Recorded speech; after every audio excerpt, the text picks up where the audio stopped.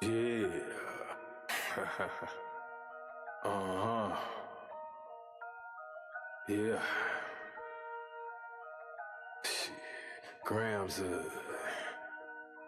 leaders CC's, pounds.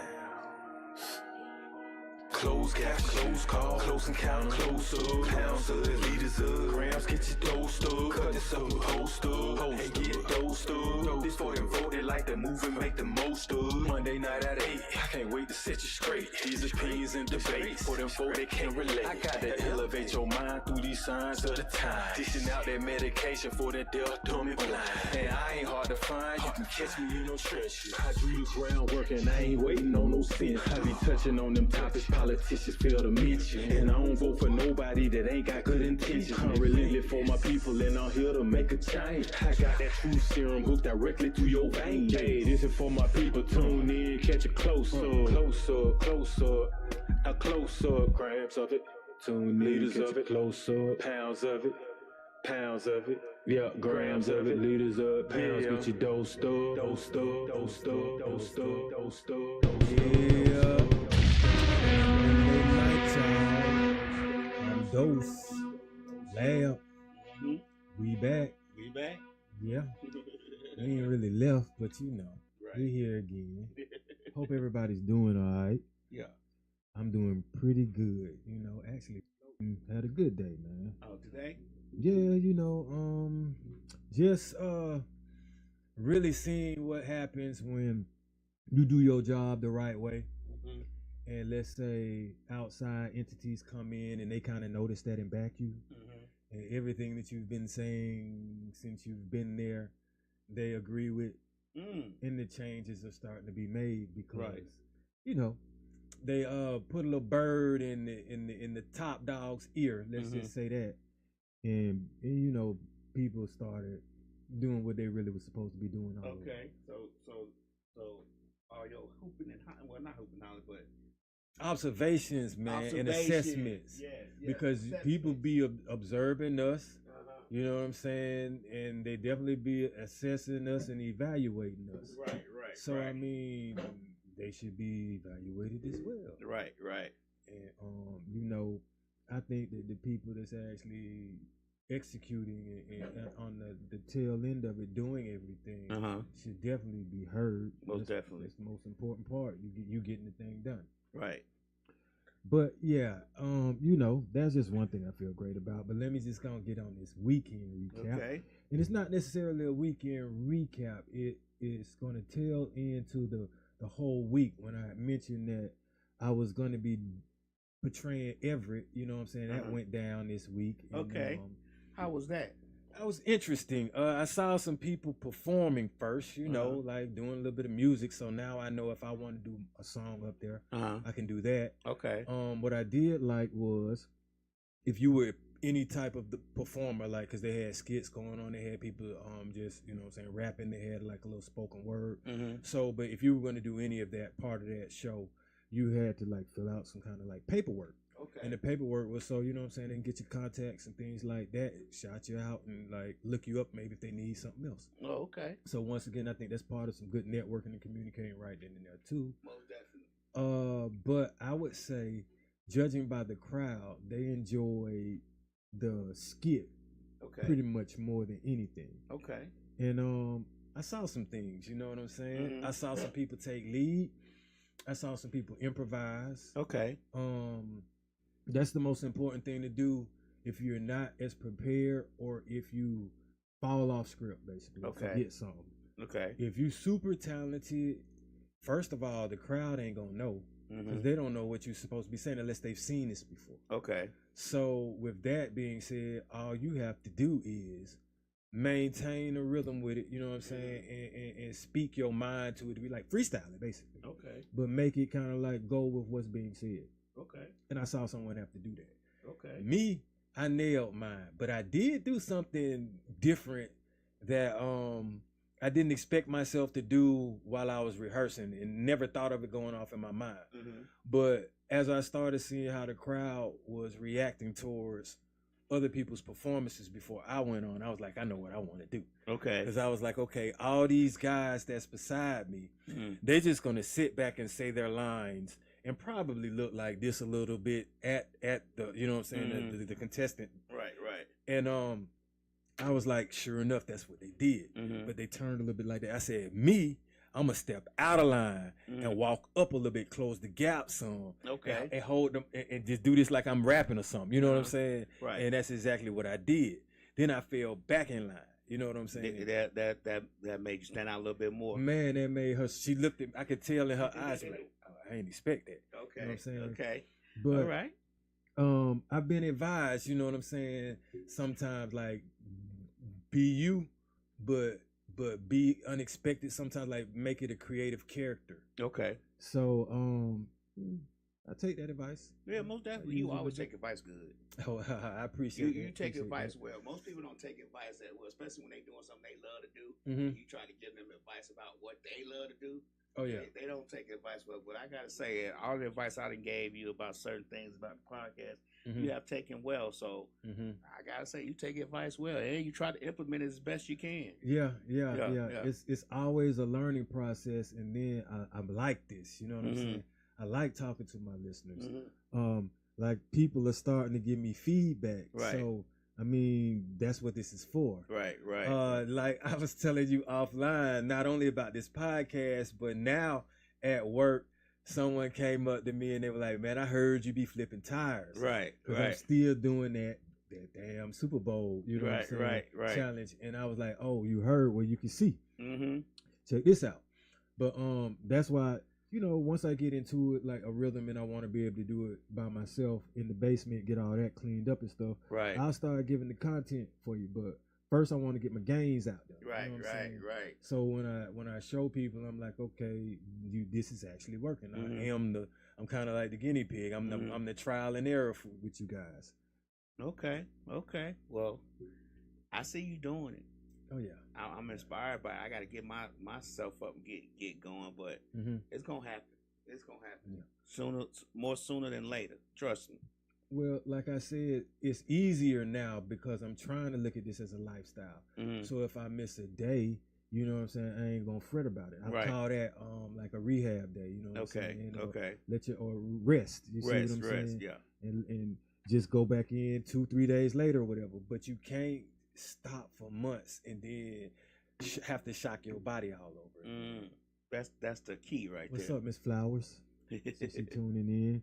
But oh yeah, a little bit more about the weekend recap or during the week. Like I got a chance now, although I told you the previous week that I was doing that skit with Justin Jackson. Well, this is the payout week. Okay. So, you know, I showed up and I saw my good friend Ray there and Justin there, and shout out to Nikki Sparks too. You know, and you know, we got the sign in right there, had everybody's envelopes and things like that. Oh, okay. But we ended up having to make some change, so I actually went with Ray. You know what I'm saying? Okay. And that's when we got to talking about what's coming up next. Right, you know? right. The next exactly next step in the process. And we already, you know what I'm saying, ahead of the curve. So eventually he actually want to be on this show, and so I'll let him know, you know what I'm saying, I try to schedule that, because you know what I'm saying, folks like him, you know, have to take care of other people while he's still doing his own thing. Right. So we schedule that, make that happen, and man, I'm telling you, that's gonna be a funny ass episode. Okay. Well, I can't wait till that happens. Yep. Speaking of that, like he's a good father too. So is Justin. You know what I'm saying? So are you, so am I. And you know, we had kids, but now mine is grown, but I still look out for the youth, which is what this topic is going to be about. Okay. Because as adults, as a responsible person, I actually care about, you know what I'm saying, where they're going, because that's our future. Right. I see some of the problems, like on my feed, I saw some students jump a teacher, you know, and sometimes you look in the comments and you see that parents be ready to get in with that, and they want some smoke with that. Right. And I'm like, man, first of all, where do we start like drawing the line? I'm looking at it like, as a parent, you dropped the ball. Right. Where do we draw the line on that? Yeah, because you're trying to educate, mm-hmm. and you don't have time to be disciplining, right, in a way where you really wouldn't even do your own child that way or defend yourself. Right. You know, and there's always two sides to a story. That's why I said we're dropping the ball as adults from time to time too. I guess my question would be, what side of the story justifies even striking a teacher? Like, I mean, we always gotta, you know what I'm saying? When it comes to the youth, we always gotta, you know, pull them back. I mean, what side of the story justifies them hitting the teacher or jumping the teacher?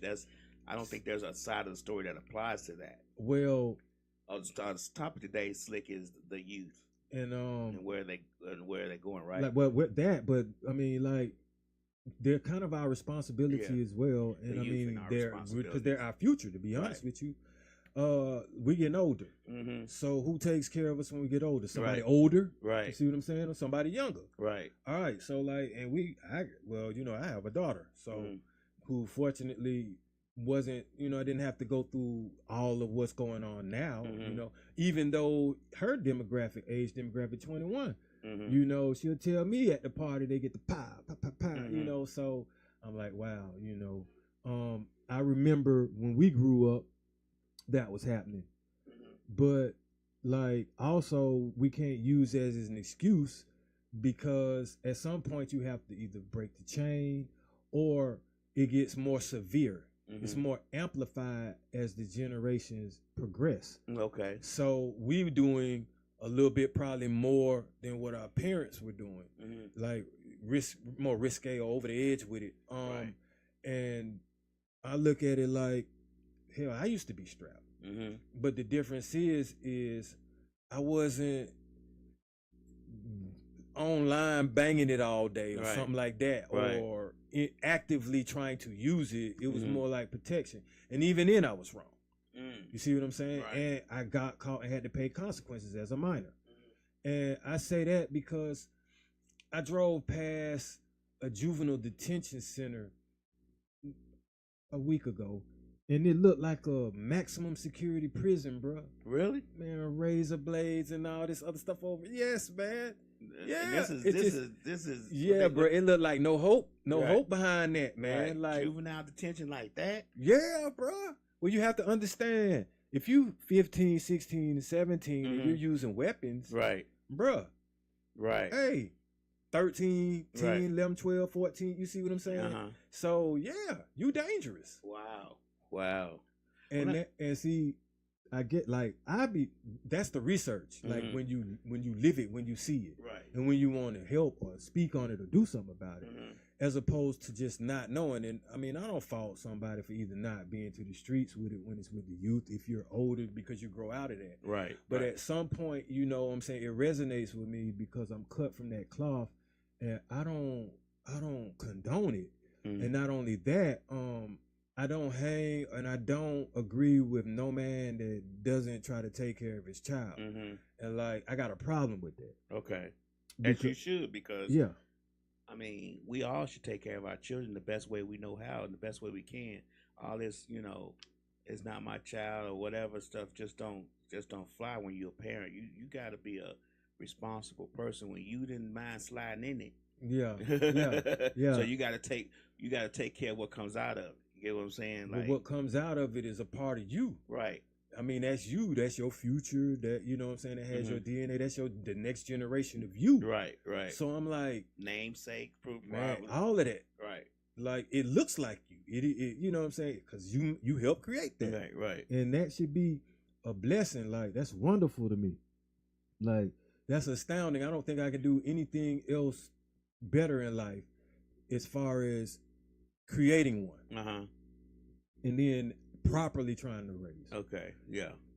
What else? You know what I'm saying? Anything else is materialistic, money. You see what I'm saying? Relationship, whatever. I get it. Right. But being informed, being a father to my daughter and just seeing someone like a mini me that is blessed and vibrant, trying to do that thing, positive. Yeah. Do you think when we have children, like, I always figure, like, if seeing your child that beautiful little face don't straighten you up and make you want to do the right things, then nothing will. Because I tell you, man, like when my children were little and my baby was little, I could have the hardest day at work, like the hardest day. And it was nothing like coming home. And I had 3 children, and mine was pretty much close in age. And it was nothing like coming home from like the worst day ever. And they just, daddy, you know, just climb all over you, be excited to see you. It always cheered me up. And I always knew my focus was why I was struggling that day, why I was doing what I was doing to try to make ends meet, why I was doing what I was doing, trying to get through school, was always for them. You get what I'm saying? They'd always motivated me to make it through the next day when I come home and see their faces. And I don't know why. I don't know if that can't help you be a better person. I don't know what can. I remember 2 and 3 in the morning, little cries at night, and then as soon as I go back there, it stops, and bright eyes just look at me with a little gummy bear smile, Right. And I'm like, damn, Right. like, look at this precious, you know what I'm saying? I'm picking her up like, okay, I already know what you need, Right. And you start crying for me too, so I'm like, yep, and exactly like what you said, no matter what kind of day you had, when you come home, it's daddy running and hanging around your leg, and I'm like, okay. Yeah. This is what it's about. You know what I'm saying? Right. It made me feel better. You know what I'm saying? Defuse me. And like now, what's funny is I get to talk to her in front of her grandparents. Like I was on the phone with her over the weekend. We talking for about an hour. And my mom is like, man, who is that? Because of how we just conversing. You know what I'm saying? Right. And I was like, that's your granddaughter. She just started laughing. She was like, oh, it is. Then they spoke for a second. But yeah. So, I mean, that made me happy, you know. Right. And actually, the youth make you youthful. Yeah. They keep you younger. They keep you younger. You gotta keep up with them. Yep. Especially if they live in your house and they live with you and you helping. I mean, you on the 24/7 raising cycle. You know what I'm saying? It does make you. But I know for a fact, to just dealing with it firsthand, it always makes you feel better. Now, when they get older, it may be a little different. But when them babies and they little and they counting on you for so many things, it's like, man, I don't know nothing better than this. I mean, that's what made me choose a career. Right. Because I was like, man, if this precious little thing needs something to eat, I gotta be able to.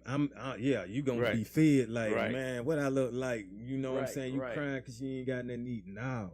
Like, what kind of daddy am I? Really though, you know what I'm saying? I'll go hungry before you. Most definitely. You know what I'm saying? Most but we finna go put something on this table for you, regardless.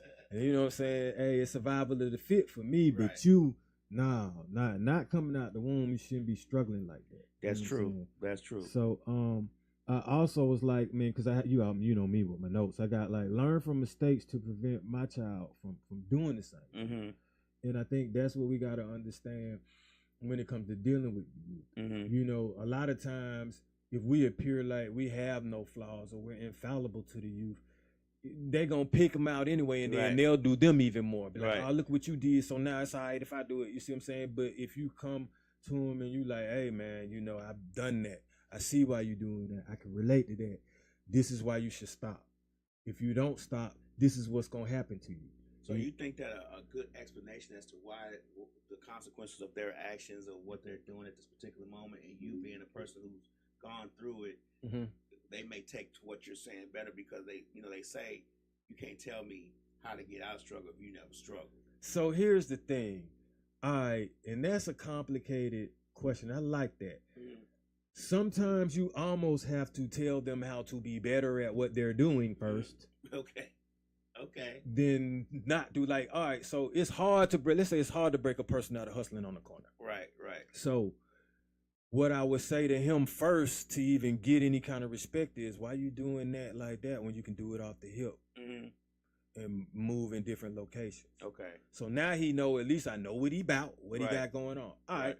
So with that being said, later on, I could be like, bro, I'm already calling you out. I know what you're doing. You obvious. You see what I'm saying? Why don't you come on over here? Instead of doing that, I put you put you in the script, get you paid for a second. Let's try to get you a job in the meantime or something like that. Right. And if that ain't enthusiastic to him, if he just got the hustle, then sometimes a bad apple is gone, bro. Like you move on to the next one. Okay. Rather than damn near get Caught in a up position, exactly, a position where you got to prove yourself or something negative happened to you, because that youth is a knucklehead. Like I said before in the episode, what's up, Alicia? I see you. Young dude was about to throw a rock at me. I picked up one and was about to do the same thing to him. Next thing you know, we not throwing rocks. Simple as that. But see, I didn't say don't throw that. Oh, that's what you want. This what you get. You see what I'm saying? But a lot of the times you have to be tactful and careful because you're dealing with the youth. And I understand the youth have a parent. And what do their parents think? See, I be thinking about that. You know what I'm saying? Because if I affect them in a certain way, I have to answer to that. Well, I look at it like I should. Like, I don't want smoke with the youth, or I don't want smoke with your parents either.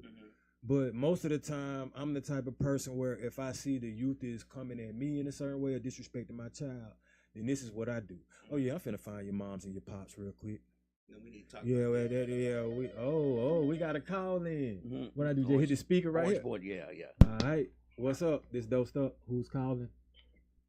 Well, I just want to chime in a little bit and to speak on the battle you're gonna face with the youth. That's gonna be a lot hard for you to fight as an adult.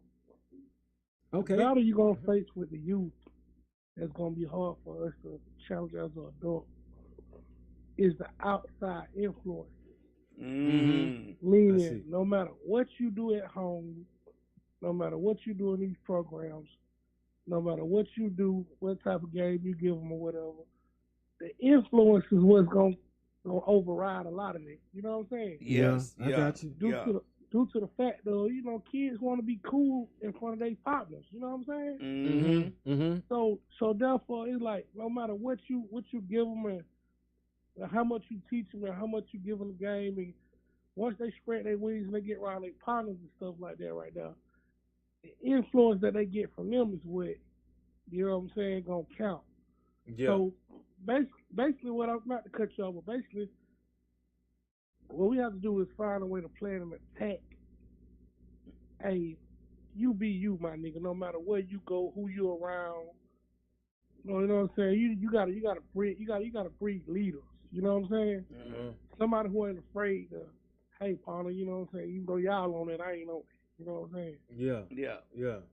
So that's the way that you gotta attack that, because like I say, a lot of times, you know, we do 110% at home what's right for the kids or whatever, due to the fact that we done been there before. You know what I'm saying? It ain't nothing new under the sun. You know what I'm saying? It's all the same thing. So a lot of times when you tell kids, I done done that, I did that, man, you ain't did what I done did, man. We done did worse. Yeah. We done been there. You know what I'm saying? They don't believe you, though, because they're like, man, y'all can't do what we done did. But then when they get older, they start seeing the kids doing the same thing.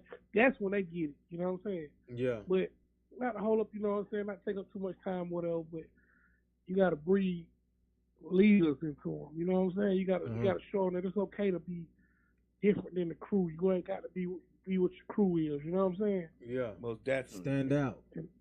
Yeah, and that's the way you're going to up. get through to them, because, you know, we can't see when they be with their partners. We can't see when they, you know what I'm saying?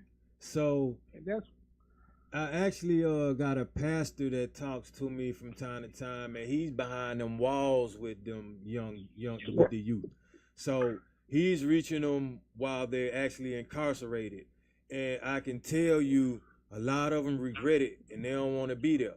So when I talk to these other youth, that's what I'm saying. But you mentioned leaders, and while I got you on the phone, while I was offline, I was telling Lab, all right, Dr. King was 26 years old when he pretty much joined the civil rights movement and got active like that. So 8 years from that, he was 18 years old, pretty much. So think of what influenced him and how he had to be to become what he was at 26.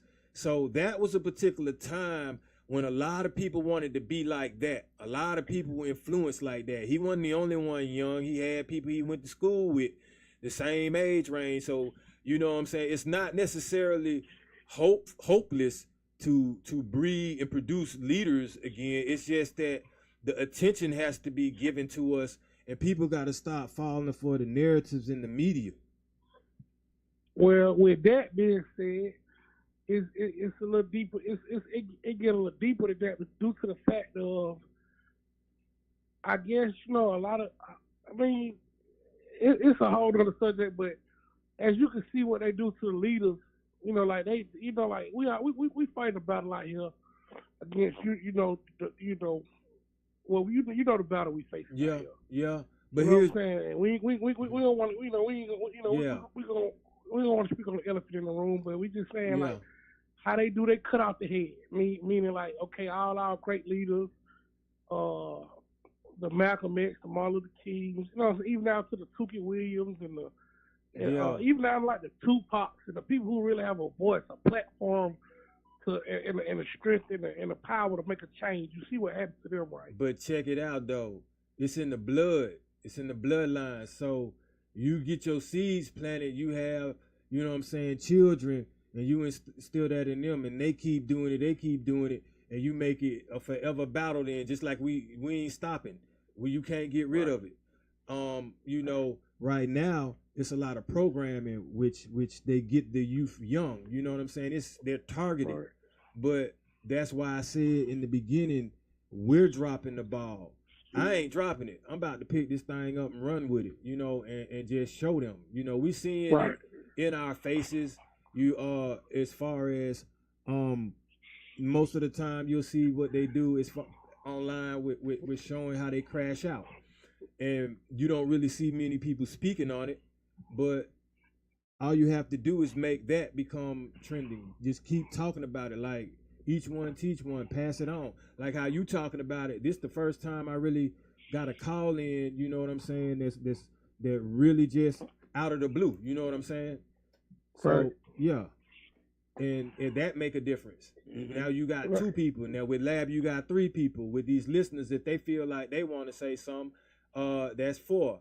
I got my guy Ray, he just hit me up and I just spoke on him, you know what I'm saying, and told him about the weekend. He just texted me.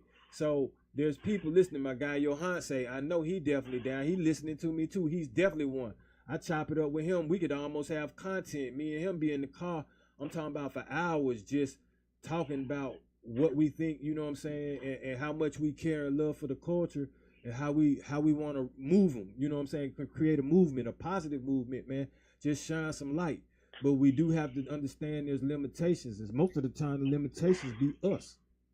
I get it. I mean, I definitely understand, man. It's just, like right now, the generation and the times that we facing, man, it's a little, it's an uphill battle. It's difficult, you know what I'm saying? I'm not saying it can't be done, but like I say, we can try, but like I said, once some influences or the outside influences get involved, you know what I'm saying? We got to, it's like you can teach her how to ride the bike with the training wheels. We the training wheels, once you take them off, you know what I'm saying? We don't know how they're gonna fly straight or not. So check this out.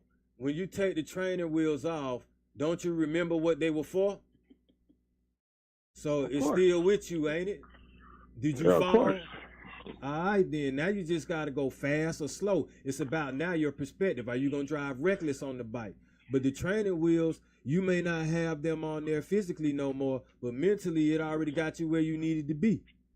Okay. So what you said is, a lot of you don't have the training wheels. They don't have the structure. They don't have the platform. They don't have and that comes from the man in the house that's giving them the other side of what's gonna happen if they continue the wrong routes and all that. I get what you saying. A lot of them don't have that in the household, and that's what they missing. A lot of them missing.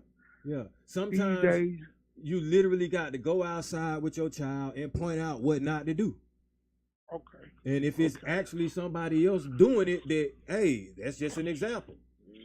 Hey, don't be like that right there, because you see that. Okay, I get it. And then the ones that are going through it, if you really just talk to them and ask them, man, are you hurting? Did that hurt? And they be like, yeah. Okay, well, hey, you want it to stop, then don't exactly. I mean, but if you want to keep bumping your head up against it, then hey, I'm not gonna stop you no more. I tried. You see what I'm saying? Now you're gonna learn on your own. Okay, all right, yeah, I get what you say. I guess you basically saying try to put forth the effort to see what the outcome will be, and if you know what I'm saying, you do the best you can with that. Other than that, you can't control it because it's like I'm in the streets. You know what I'm saying? I hate to say it. You know what I'm saying? That ain't nothing to be proud of. And when I say that, it's like I'm still in the hood daily. You know what I'm saying? Yeah. Not saying like I'm endorsing it. Nah, I feel you. I'm right there with you, bro, in the trenches. I'm in the yeah, you know what I'm saying? I'm a 20-year line. So yeah, exactly. A lot of what we say at this age is what you got going on. Well, shit, bro, I'm just staying out the way. Of course. When a nigga say that, you know what I'm saying, or when a person say that, it's basically like saying like, do you? Man, we just letting these young niggas do what they want to do. Hey man, we just staying out their way. We ain't even see back when I was growing up. They weren't staying out our way. They was in our business. They were, hey, what y'all niggas doing? What y'all? Hey, that ain't clear. What y'all doing? That ain't. See, we don't really. But this the thing. They stayed out their way because them youngins got them extendos hanging out. You see what I'm saying? So, you know what I'm saying? So that can turn into a company. A nigga looking at it like, man, you ain't my daddy. You know what I'm saying? They ain't gonna tell me how to. You know what I'm saying? And you know what I mean? How have they been getting their little paper, doing what they been doing? It be working for them. You want to know why they call me the hood doctor? Cause I walk straight up in them traps, straight to them youth with them extendos, and guess who they might need some amoxicillin or something from? Me. Guess who they respect? Me. They don't touch me, they don't say nothing to me. What's up, OG? And they keep it moving. Now, I ain't stopping what they doing, but it's some respect there right now. So guess what's gonna happen if they see and they understand and they know what I do? And if I can pay them to do something different. Because in that same plaza, there's a smoke shop where Buddy legit. So all the raids we done seen when I've been up there, ain't never one of them hit the smoke shop. So I can tell them youngins, hey, bruh, I've been up here when Buddy J got put in the car over eighth, over some BS, bruh. You know what I'm saying? You want that? Or you can be like my man right there selling all the legal smoke shop stuff. LLC up, my man. This man making probably 30 racks a month. And you don't even know. You out here penny pinching. But you got to give them the game like that. I mean, they're not going to respect you. You already, you know. But some of them you do fall back if the anger is there, if the animosity is there, because you don't know what kind of demons or problems that they face. And I ain't here to do no exorcism. I'm here to drop some gems on you and let you know I done been there where you at, because I'm right here with you now. But, hey, if you starting to trying to lick something off with your stick, don't expect me to be right there with you, because this ain't what we supposed to be doing. I get it. Like, we know we know the root, we know the basic root to it, you know what I'm saying? Shit, it's got that poverty, you know what I'm saying? Nigga not having a way to do what it is they feel like they want to do, you know what I'm saying? So, and I've always wondered, how does poverty equate to a little bit of common sense? Like, sometimes if you called yourself a tribe, and you ain't going against each other because you don't have, you're gonna combine, you're gonna unite and get something together before you tear each other down. So poverty to me is not necessarily, it shouldn't be the excuse, but I know the extremes of it. You see what I'm saying? But my thing is, if I'm in poverty, I'm gonna do what I can to get what I need. I'm not gonna do what I can against somebody else. So I still will teach the youth. Check the mood up. Not to cut you out, but that knowledge coming from a man who done been places, who done done things, who done seen things, who done experienced life, who done beat the odds as far as still living at this age or whatever. You know what I'm saying? Mm-hmm.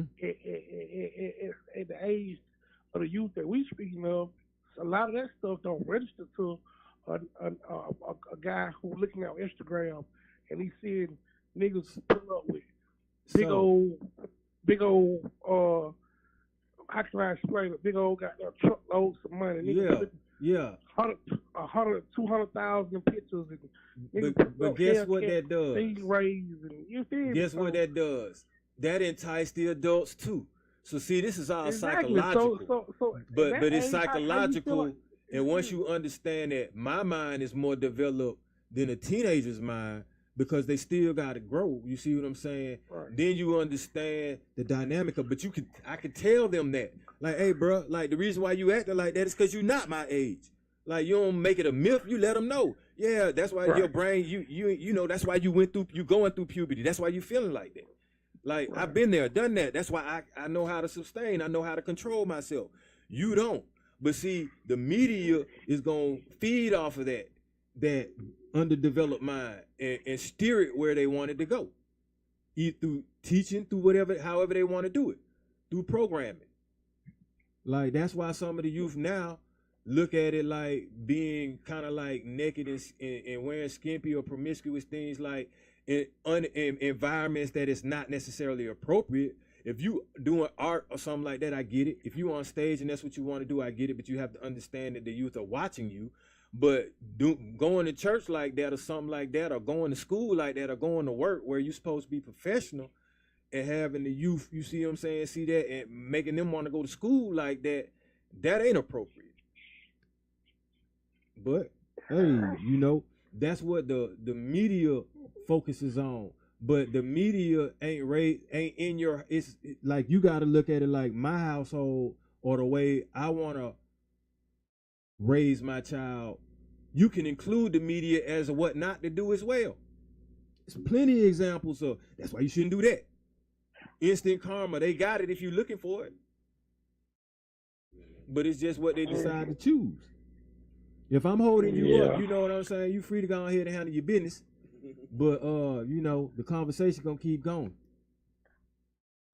I get it. Like, you know, it's like, that's one of those conversations where it boiled down to, like, you know what I'm saying, sometimes, like, and I'm 100% with, you know, a positive mind, a positive, you know what I'm saying, positive thinking. It's just like, you know what I'm saying, when we face scenarios, and sometimes, man, they talk to their face turn purple, man, but it kind of, you know what I'm saying, easy for us to get in there and try to get them the right knowledge and the right, you know what I'm saying, but then you got this guy right here, this, you know what I'm saying, he's, hey, man, I can teach you how to scam, you know what I'm saying, I can teach you how to get down, make you a 20-30 ball in a week, and this, and, you know what I'm saying, who you think they gonna listen to more? So this how I look at it. First of all, I don't got to do a lot of talking. I can pull up and you walking. That says enough.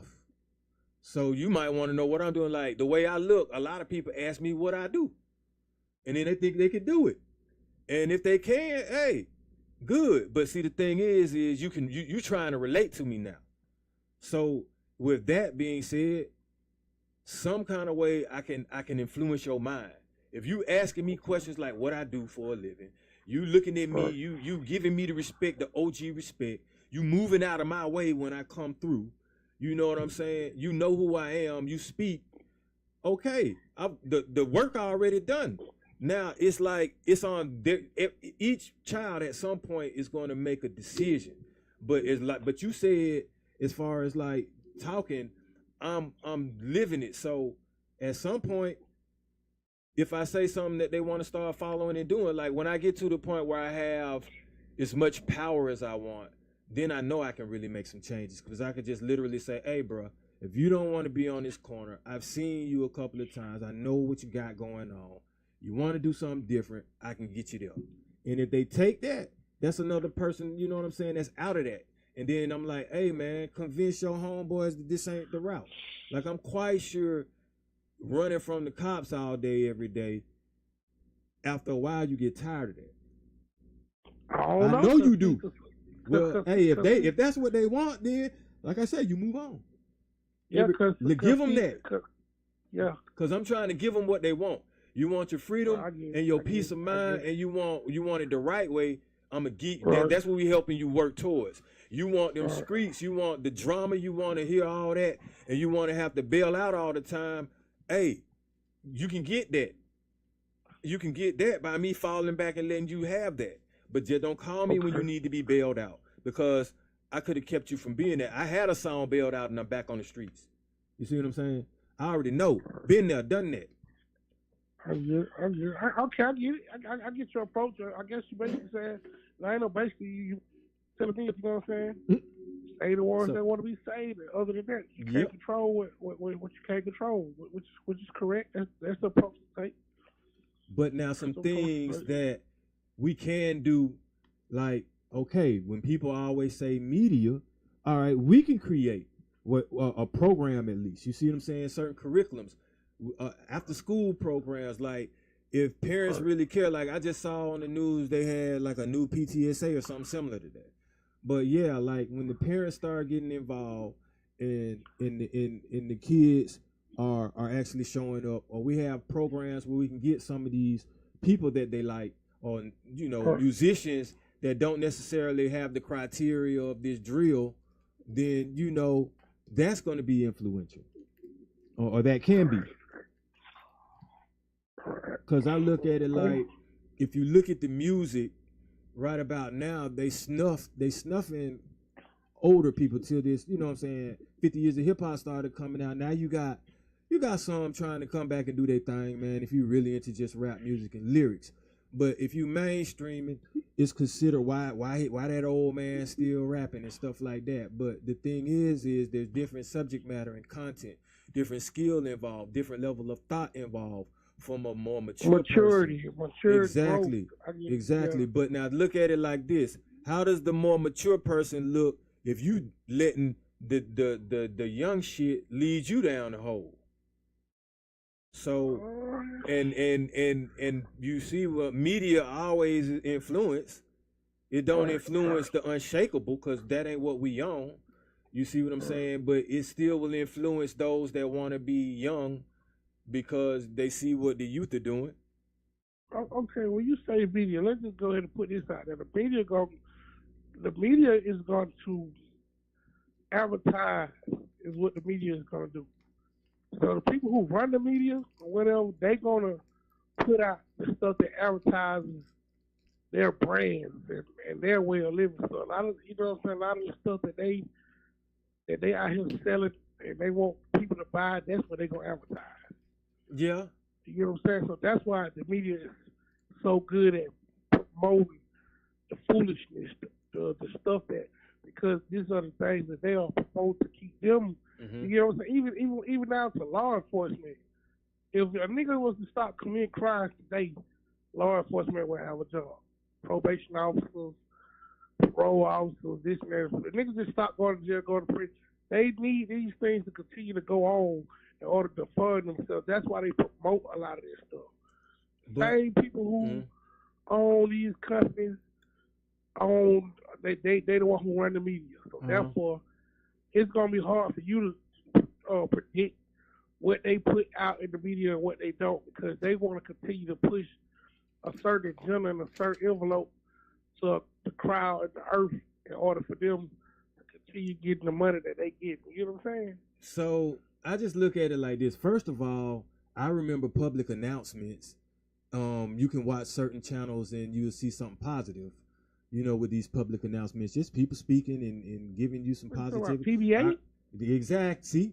Okay, so obviously you remember. But that's the thing. Right.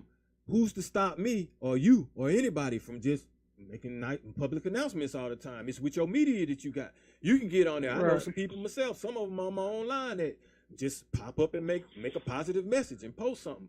Like, I get it, but you gotta look at it like, okay, but we were growing up, we had stuff like Reading the Rainbow and Mr. Rogers' Neighborhood, and you know what I'm saying? Like, these folks ain't, man, but this is the thing. Here's the thing, man. Obviously, some parents are doing something right, because you do have kids graduating from college.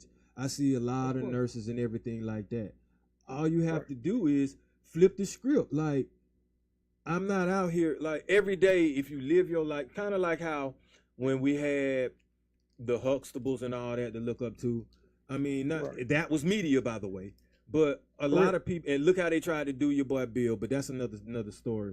The aspect of that is some of that still exists. People still love, you got people that are married, that are happily married. You see what I'm saying? With kids and producing. And, that needs to be the forefront, as opposed of we're dealing with what we're dealing with now. I'm dealing with this because I know this is a dynamic that's difficult to deal with because you have a percentage of that, you know what I'm saying, going on, and it's always portrayed. So that's the reason why I'm focused on it. I would rather not focus on the negative aspect of this, but damn, I mean, I keep seeing kids jumping each other, kids trying to fight the teachers, kids producing, you know what I'm saying, pictures with weapons and things like that. And so I'm like, that's the algorithm, and I ain't with that, you know. So I try to at least continue to acknowledge and then go out in the real world, man, and start talking to some people. You can do it through sports. You can do it through arts and entertainment, you know. People starting to respect that. Really, it's just the amount of money and materials you have, because I have that as well. They're definitely moved and influenced by that. But if you can tell them that they can get it in a positive way, like, I mean, I convinced my daughter to go to school. Well, actually, I didn't have to. She understood. Just that's the assignment. She's about to graduate, actually, in May. This May, from a four-year college. You see what I'm saying? Get a degree, and then she want to do something else. So it's what you put in front of your children and how you treat them a lot as well. That's why I kind of believe, like I said, I don't really respect no man that's not in their child's life, because it's just necessary. There's no way around it. They're looking at us. They absorb what we do. We are the leaders, whether we want to be, whether it's intentionally or unintentionally, because we're before them. We're generations before them, and they see what we do, and they see what we have on, and they see what we allow, and they see what we be self-promoting from time to time. So if a lot of us act like we got our head screwed on right, we wouldn't allow that. Right, I get it. Makes sense. But I mean, you know, what I don't like is when the media brings the youth in it when it comes to certain like reality shows. In the reality shows, you know, be scripted and be fake, but they'll break up a home and put the kids get them all involved. You know, when that's just, to me, it's just bad publicity. And it makes it seem like what some of the other kids are going through is okay, just because they can relate to it, when it's not necessarily okay, and maybe they need to be seeking some kind of help. But in looking at a TV show where it gets ratings, it seems all good. Oh, this is how life's supposed to be. So, I mean, a lot of times, maybe some of these people that we think that the people say let's fall back from, maybe they could use some good counseling or talk to a psychiatrist or something, or maybe they could use a coach. You see what I'm saying? Instead of a plug.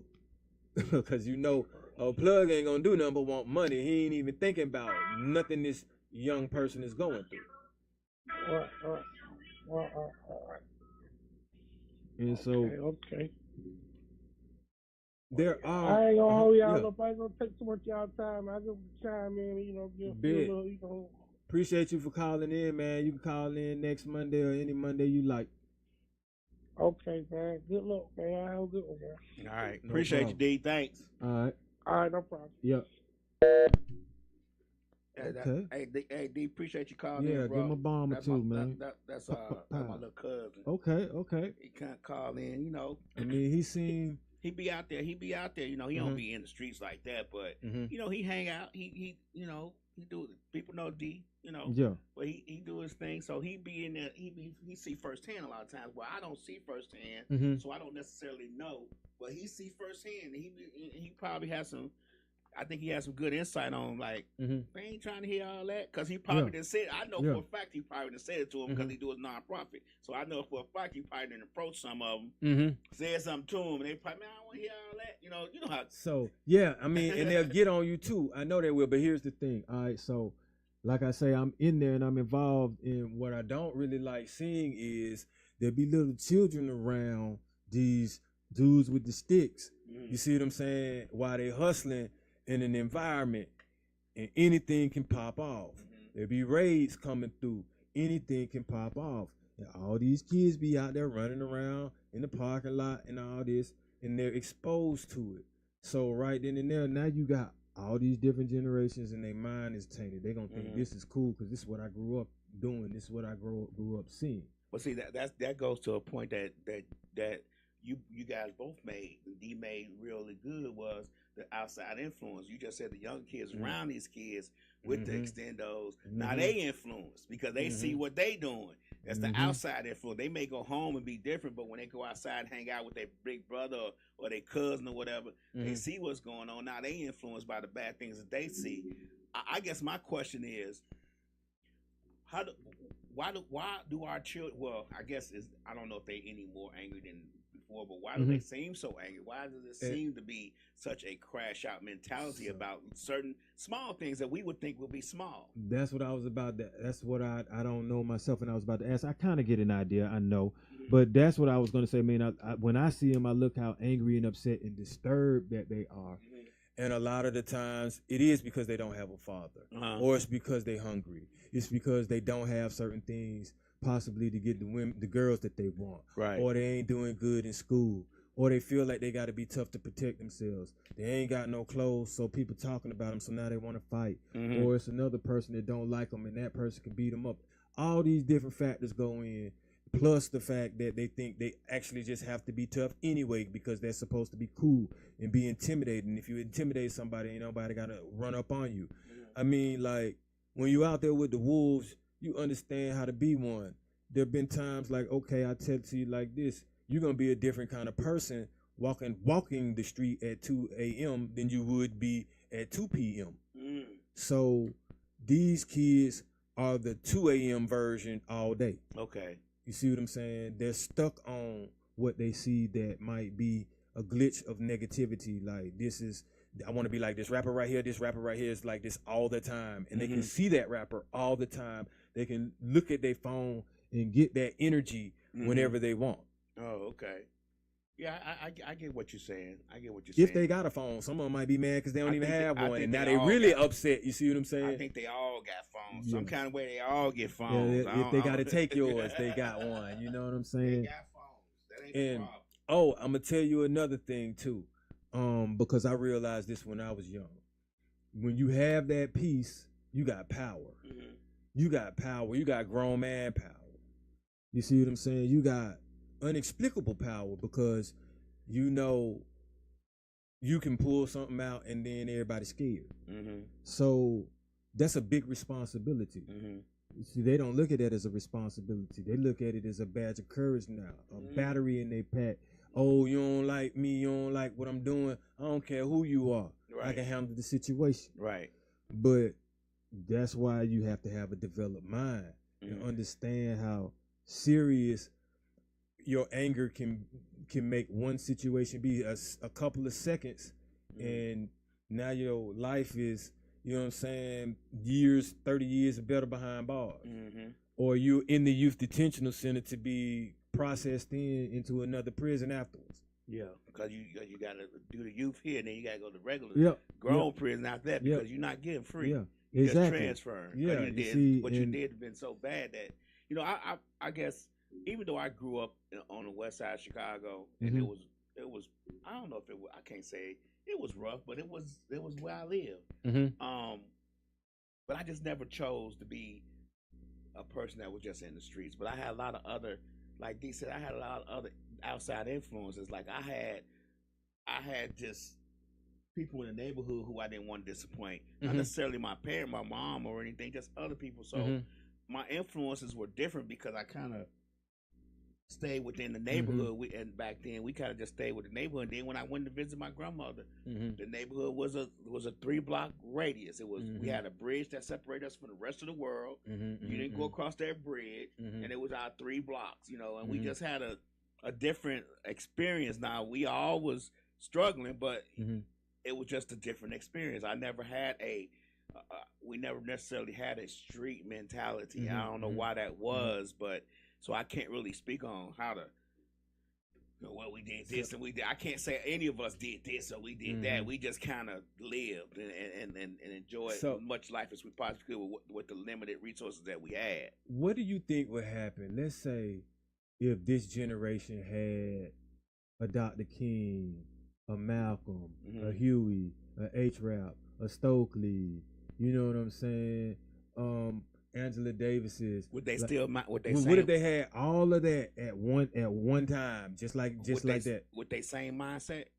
Yeah, like if they had all that at the same time with their right same now, mindset that they have now and the same technology they have now, I think we'd be badass. I was about to say it would be a different. We'd be talking about a different story then. Yeah, so it would be off the chain then because you got to remember during those times, you know, coming out of slavery and civil rights movement, Dr. King, Malcolm X, a lot more. And I'm not saying bad for bad or worse because you know you have to remember that back then when black folks was coming up, they could get lynched or whatever just looking at somebody or white folks wrong. So we got to remember that when we talk about these things. Exactly.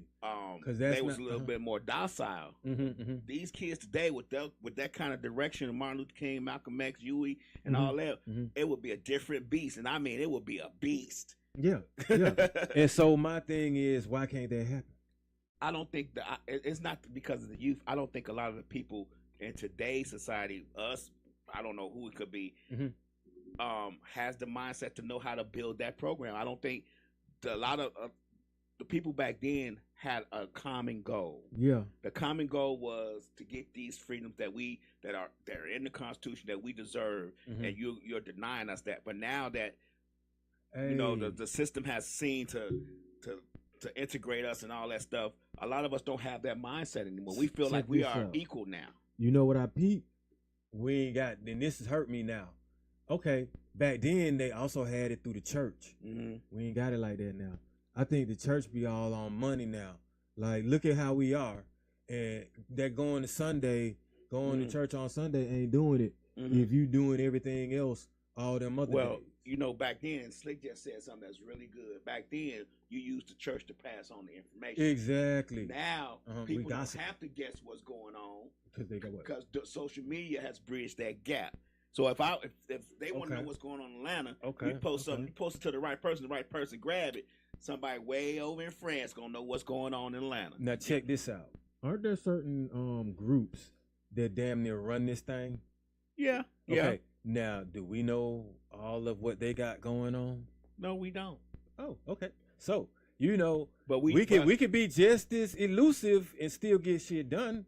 Like, we gotta always have it, you know what I'm saying, on. But our problem is that we are so spread out now. Think about how much more we're spread out. When we talk about the black community and growing up in the black community back then, with Malcolm X and all that, the black community was closer. We were all tight because for one, because where you could live, us to those neighborhoods. They didn't want us in their neighborhoods, so we were closer. They saw that might have been a problem because we were building Black Wall Street. You know what I'm saying? We were building Rosewood and all them kind of things. They said, "Oh no, we can't have them doing this. Let's go ahead and integrate them and spread them out, and they all won't have the same mindset." You get what I'm saying? Yeah. Because if we all in the same neighborhood. If I lived on your block with you, and we lived together on our block, we might be arguing with each other, but ain't nobody gonna come on our block and tell us nothing. You get what I'm saying? Because we're gonna protect our block. That's why we might need to start buying land in and do that. Like, you know, build our own on that land and have whoever you want. Maybe you can have a compound or whatever, but most of the time, like you say,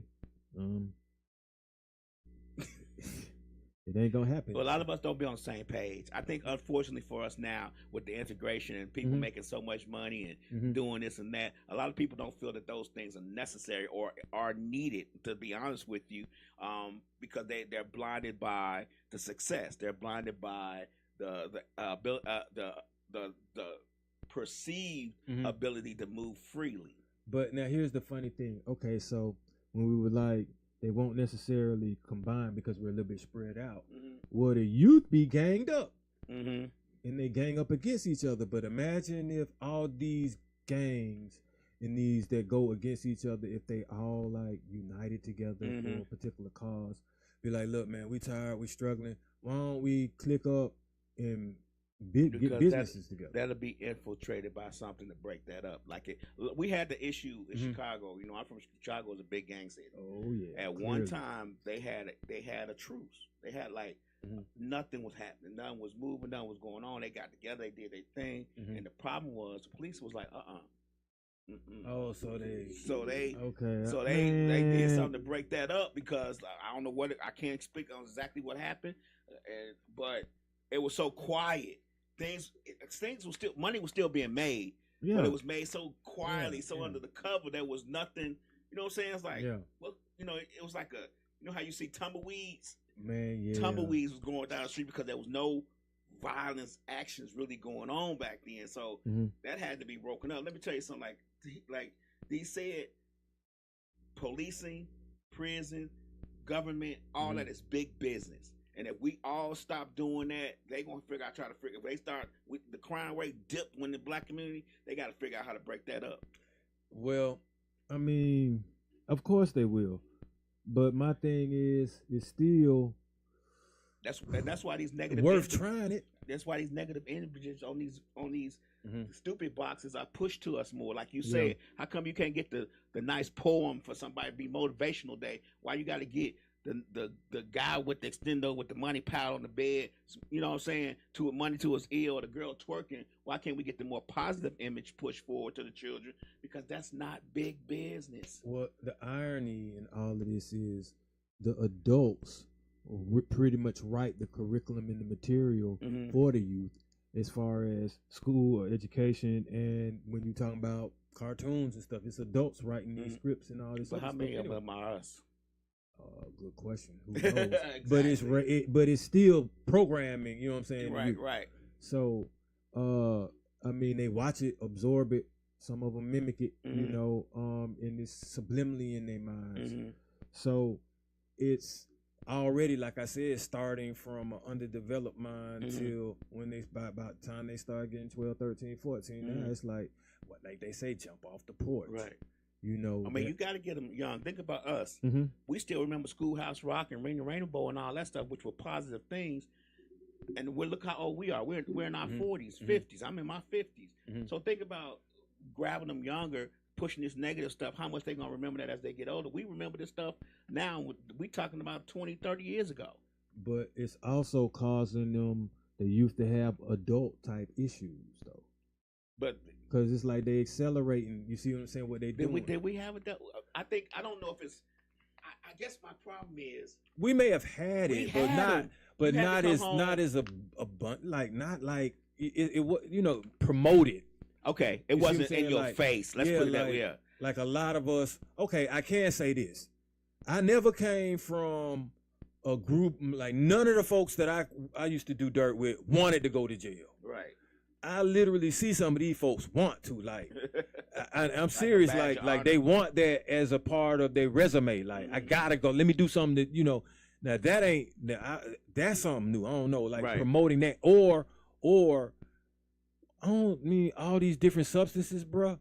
As a youth, we didn't promote that to each other. Like we thought that was geek monster shit. We thought that was goofy. Seriously though, we did. Like, now that you see what I'm saying. So these are things that, first of all, these like be prescribed prescription. So these adults got to get that for them. Right. So like, you know, and I look or at they it, take it. Yeah. A lot of times they, you know what I'm saying. Like I'm not sure as that we didn't deal with more adult issues. I think that we just handled those adult issues as they came, and we did the best we could with them. Because I remember having to come home and stay in the house and wait, you know, do cook and all those things. Those are just things that we did as children. Did you mob downtown when you were 13 years old, strapped up?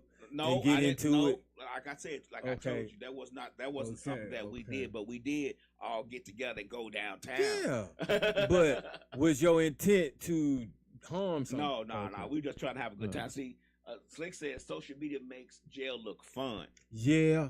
Think about that. Doable. Everybody be running around with the ramen noodles and look at what I got. I got these packs of this. That's the magic it make it word. look doable, bro. Man, shit. I like that word. Hey, try doable after. Try 1,300 days in there. Think that's doable. See, when you start peeling back them days, years might sound another thing. That's still a lot. 30 years, but man, day after day after day after day after day. When you wake up and reset and you in that spot, you ain't at home. I am Cooley Slim yesterday on the podcast said, you be in the jail and you be in there for 5 years, and then you realize I still got 30 more to go. Oh man. You know what I'm saying? Oh hell no. And I don't think a lot of these youths understand that once you do something so traumatic, so traumatizing, that you're gonna have to pay the consequences of them things. And jail might look doable on social media until you're behind the bars and you realize you got 45 years. Oh yeah, and you ain't coming out. Yeah. Right. Oh yeah. You're gonna be an old man when you come out. Right. And then I see a lot of the youth they look depressed. Yeah. And like I talked to my daughter about that, depression and things like that, because I tell her, man, everybody loves you. You have no because depression, everybody is depressed at some point. You just don't want to let that be an everyday thing, and then it becomes to the point where you may have to have some type of medication for it or assessment for it, therapy for it, shall I say. But so first of all, I'll tell her, if you're upset, that's cool, but the upset, but if it changes your mood all the time and it keeps you from progressing and it makes life become an obstacle, then let's talk about it. But a lot of the times, I guess parents may overlook and see their problems that the kids are having and not looking at it as a depressed kid or a kid that may be stressed or something may have happened to them, and they just let it go like, oh, they like that. They like their daddy. That's why he ain't never around. Sometimes, though, I want to say sometimes when the parents are depressed, they may not notice the depression, because you got to realize that if I'm a parent and I'm struggling to make ends meet, and I know I got these children to take care of, and I know they got to eat, and I can't figure out what we gonna eat today, I'm depressed too. So I can't see their depression. I can't see my child's depression because I got so much on my plate and trying to fix that issue. I'm trying to fix their issue. And I'm carrying the issues, and I'm depressed. So if you're depressed a lot of times, and I'm telling you as a person who deals with depression and anxiety, you can't see someone else's depression because yours is so blinding. So you're absolutely right about that, and I had to deal with that. What up, Artie? What's happening, man? Of course, my bad for cutting off. I need to see you there tomorrow. Yeah, that's one of them guerrilla gangs, But yeah, I realized from time to time that I could be depressed. So what I had to say, and I was like, so I would literally start telling my daughter, like, I'm new at parenting. I ain't never been a parent before. So you got to tell me if it's something that I'm doing that just stress that you don't, And I would look at it. I also tried to view her like from an outer body experience. Like I have to look at what she's going to go through because I'm going to affect her. And I understood that, like, whatever I'm going through is going to affect her if I project that onto her. Right. You around me all the time. It would be the same as if we were roommates. If I'm going through a lot at some point, slamming doors and stuff like that, playing my music all loud or something, you're going to be like, at some point, hey, man, you okay? So is something wrong with you or something like that? So, yeah, and I get you with that. I'm going to tell you what, dealing with my children. My children, when I was younger, I had kids young, 18. I got married at 18. Okay. Sometimes when you're trying to raise a family, and a family of two, and then a family of three, and then a family of four, you carry so much weight on your shoulders. Not just me, my ex-wife carried the weight too. Sometimes trying to figure out what's wrong with the child is minimal. Because I'm thinking about, I got you. If I can fix what's wrong with me and us as a group, the child's problems will go away. You get what I'm saying? I see what you're saying. Yeah, you get what I'm saying? If I can fix this, your child ain't gonna have one. Because my child's problem has something to do with what I'm trying to fix. So if I fix that issue, whatever the issue may be, then the child's issue go away. Now the child's issue may be something that's not attached to that, but at this particular point in time, I'm trying to fix this. I got you. You get what I'm saying? So sometimes it's just. As you should be trying to fix it. You see what I'm saying? Because if you don't, then your child definitely going to be going through it more. Because you're going to be rocked even more, and then it's going to affect probably some type of financial thing. And now it's going to be more prevalent and obvious in all of y'all. There you go. And that's why sometimes I'm like, a lot of these children, I empathize because they go through some traumatic experiences because of their parents. Like my dad, before he retired, taught at a middle school, and he would be telling me, like, on the way to school, someone tried to abduct this particular girl or tried to, you see what I'm saying, approach her in a negative way. Right. Or like kids be seeing their parents fight or coming to school and they ain't got no jacket on, and they coming because the only meal they gonna eat is at school. And so you're absolutely right. Like like I'm one of them children who went to school to eat.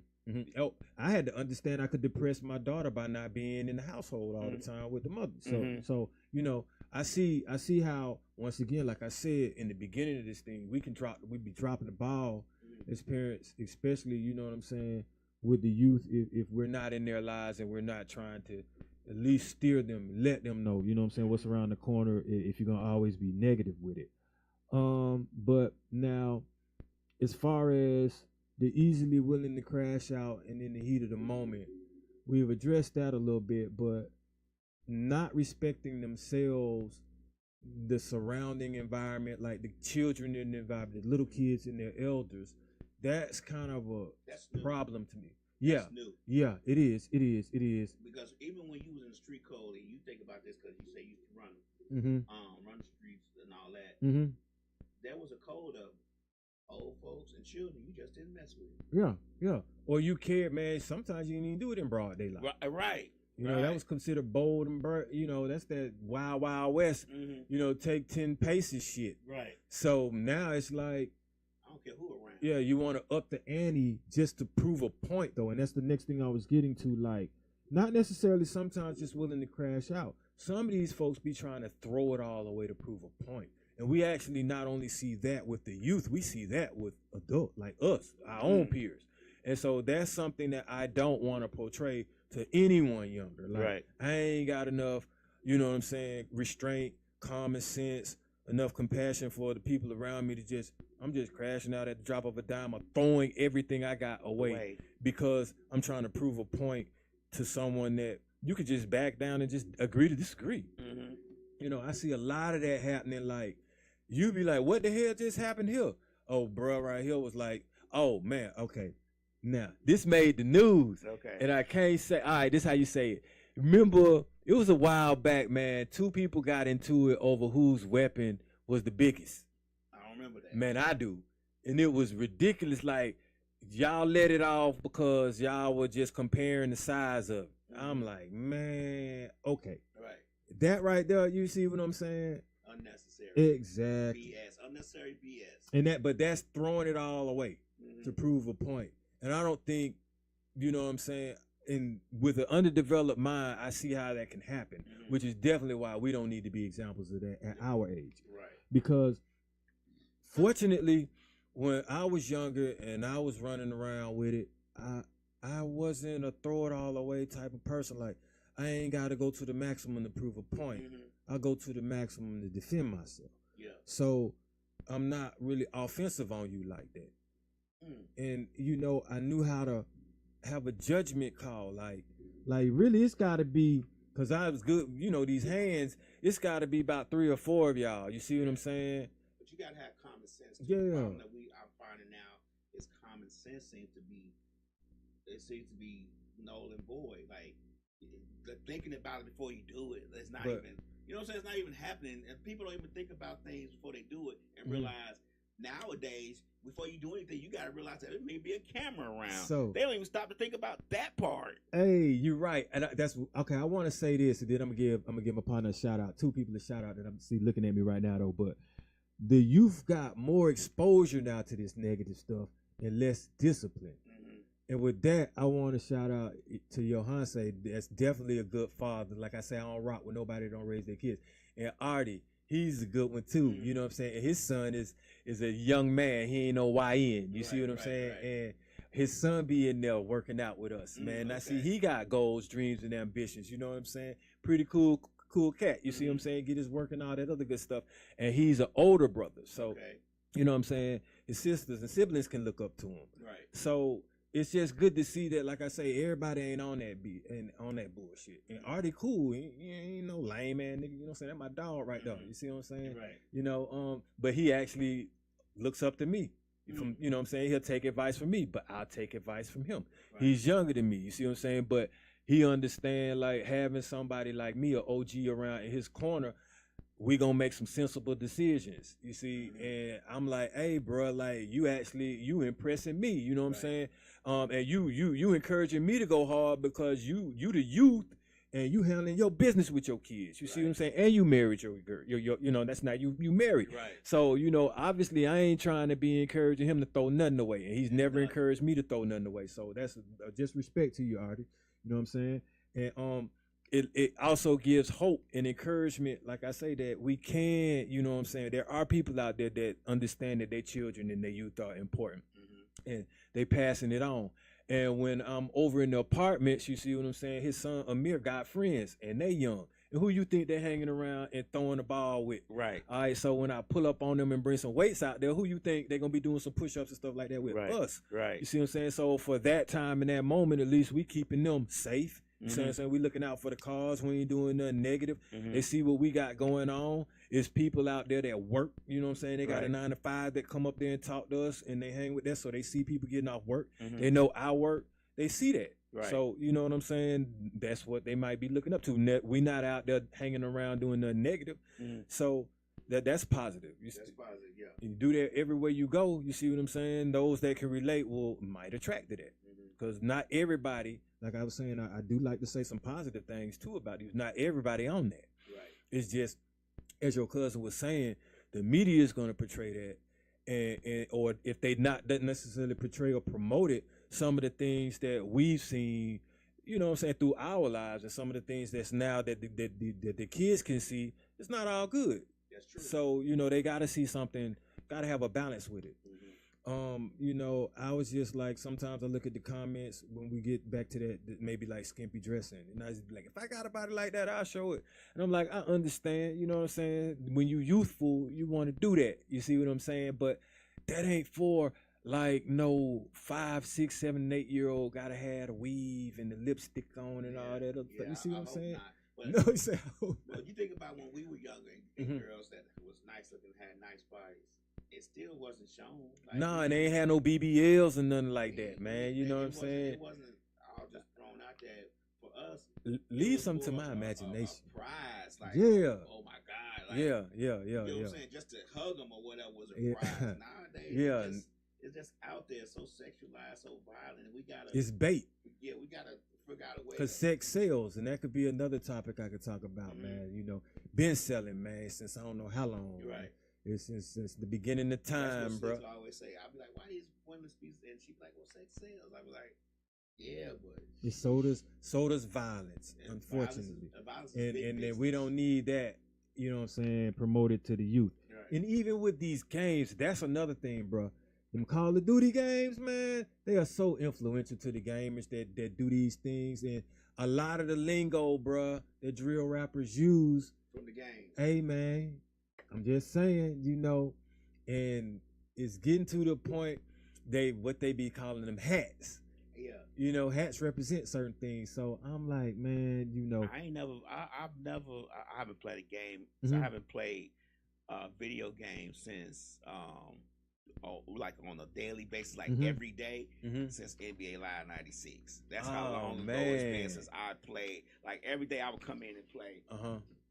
Play, you know what I'm saying? Like every day. What was that on the Sega? You had PlayStation? Okay, yeah. Every day I would play that. Like it was just, we had a whole neighborhood battle going on. Everybody had their own teams and everything. So I haven't played since then, but Slick says any kind of mess sells.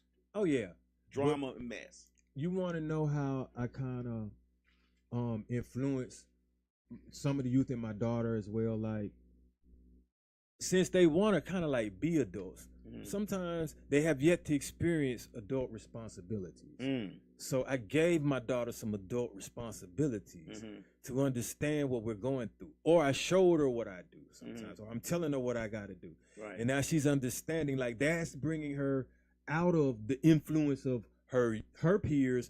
Cause like, okay, no matter how much you're trying to influence me, you're not doing what my dad just showed me. Right. And if I want to get to that level, I can't necessarily listen to everything you saying because you don't know and ain't seen what he's doing. And that's how you start kind of making them distance themselves from some of the moves that their friends may make. Because I distinctively remember my daughter calling me like, Dad, I can't really hang with them right about now because I'm trying to make some money. Everywhere I go, they ain't got no money, and I be having to pay for their stuff. Right. I always got enough for me, and I'll share for them. But I kind of don't want to necessarily I have to be that. You know what I'm saying? Mm-hmm. It's like y'all, you coming broke intentionally now, and I was like, well. Welcome to the adult club, you know what I'm saying, where you're responsible to have what you need for what you want, but other people aren't necessarily like that. I said some people never grow out of that. That's true. You know what I'm saying? But I was like, imagine, how I would feel if you wanted something I ain't have it for you. Right. So that's a lot of the times, because I'll go back to this, the youth are very passionate and emotional about trends and what each other are doing. Mm-hmm. And not necessarily what the adult or the person ahead of them that's been there and done that is doing, unless it's something that they can relate to that is gimmickish or whatever, or that's what's trending. Like I said, what else I got right here, man? Oh wow, I've never done this, but some of these youth, because of what they're going through, the depression or how they think, they actually take their parents for granted. Because they're not living a certain lifestyle that they want to live. What if they want all that Balenciaga? You see what I'm saying? But the parents can't afford that. And so now they acting out. They out there in the streets trying to make something so they can have whatever they want. Look like they friends or whatever. Or look like the celebrity or the rapper that they like. They say, hey, man, Vaughn had the Balenciagas. I want some. Right. So, but the moves that they make when we're not around is the ones that matter. Exactly. Yeah. But remember the training wheel we just talked about? Yeah. So that's what you hope they remember. Yeah, I never really wanted to just admit to myself that I'm not with my daughter 24/7. Mm-hmm. Physically now. Right. But mentally I've got some lessons that she, damn, I see me. I see she moving better than me in certain areas. You will hope that's the case. Yeah, so as far as this one, not your child, but I would say that about my children when I was coming up. I can't be with them 24/7. I hope they take the lessons that I instilled in them, know to move better. Yeah. You know what I'm saying? Yeah. So with that, then, because I know they see money, they see materials and clout as respected success, no matter the route that was taken or the morals to get them. I had to show my daughter what time it is. You want some of this money, this is what you got to do. And I'm like, look at what you see me doing. Look at how you see me making it. Look at how you made it. Look at what you're doing. Look at how you're excelling. And then, all right, so once again, this is all psychological because school is psychological. What happens when you do bad? If they want to program you, you get disciplined. If you're good, they might give you stars or they might give you extra time doing this, a good grade, whatever. So I started telling my daughter, hey man, this is all risk versus reward. From the minute you out the womb till my age, it's all risk versus reward. So you have to take calculated risks that aren't even necessarily risk. You know the script, you know the plot. I'm teaching you this. Even now when I talk to my daughter, she's 21, right? I'm like, okay, I'm 48. I'm finna give you my game, so now you got my game and your game. I'm gonna elevate your status, elevate your power, elevate your mentality to what I got going on. I'm gonna tell you everything I got going on, and then I'm gonna either let your granddad tell you why he 80 something and he can still do, or I'm gonna tell you what he been telling me. But you gonna understand this before you get to our age. Right. Whether you do something about it, I don't know, but at least you have the knowledge there. It's there for you to activate it when you want to activate it. If you don't tell these youth anything, teach these youth anything, show them anything, if you back off and let them handle it like whatever, then they don't even have that to deal with. Then now you ain't gonna be with them the 24/7 because you ain't even with them now. Right. So, like I said, because it's almost time to start wrapping this up. It's a each one teach one type of mentality around here with me. So I started realizing once I decided to take on this Dosed Up podcast and this personality that I've become since I'm now speaking, I want to look at it like an influential type speaking. I want to look at it as I'm motivating. But like when I grew up, we had youth motivators. Right. So I think I want to be one of those as well as motivate my own. I'm just a motivator, period. But when I'm around the youth, I'm going to let you see what's real and what's not necessarily negative. So with that being said, we're going to get our physical education on. We're going to be exercising when you're around me. Mentally and physically. Exactly. No reading, no writing, no journaling. Yep. Oh, and then I even tell you what to put in your body, because a lot of times we got to understand maybe what these kids eat could be triggering some of these emotions, bro. Like, or what they're lacking, what they don't get a chance to eat. The lack of nutrition. Being hungry, man, can make you act a different way. You see what I'm saying? Definitely. Make you act off the chain. But also we got to understand, you know, just because they may act a certain way, not to necessarily just neglect and abandon them as well. Like, at least give them the benefit of the doubt. Exactly. And talk to these youth. You know what I'm saying? When you walk past some of them. But understand when the situation may be a little bit out of your hands, and respect that as well.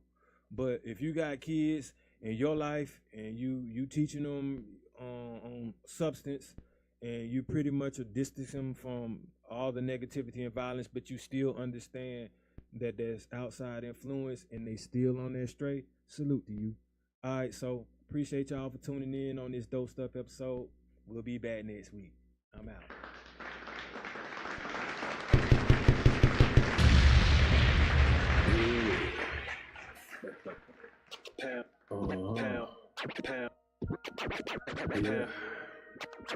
Pounds of it. Grams. Pounds of it. CC. Pounds of it.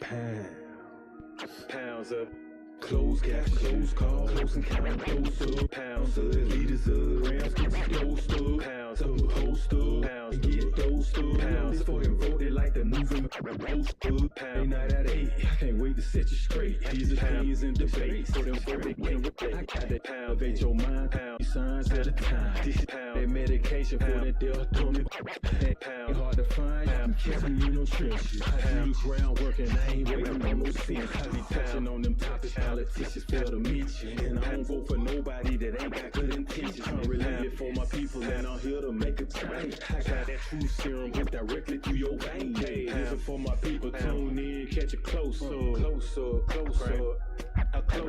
grams, leaders, close, pounds, grams, leaders, pounds, dose, get dosed up.